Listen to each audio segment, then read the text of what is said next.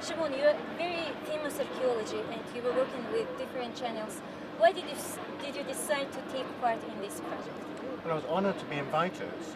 I have a great interest in seeking out Christian origins in the Holy Land, and I've done research and studied different sort of subjects, as well as excavating in Jerusalem next to the house of Caiaphas and in the Armenian Garden, which is the place of the trial of Jesus. So this was a wonderful opportunity for me to reacquaint myself with these archaeological sites and to re-examine them from the point of view of biblical history on the one hand and the archaeological evidence for the movements of Jesus in the first century on the other.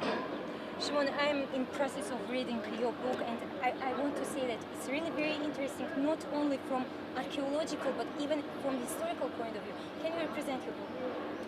Well, the reason for the writing of the final days of Jesus was to really look upon the activities, the movements of Jesus within Jerusalem from the archaeological perspective.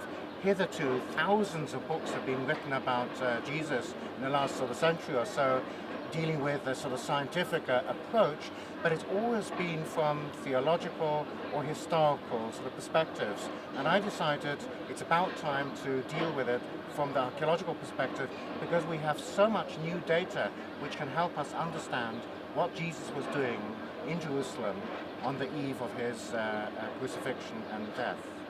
Shimon, in this team there were 8 people from 3 different countries. How it was to work with us?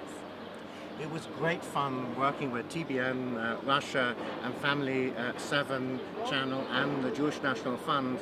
It was a very exciting sort of project, going to sites, looking at places, filming together. There was a kind of sort of bravado of sort of kinship between all of us, and I for one enjoyed every moment of it.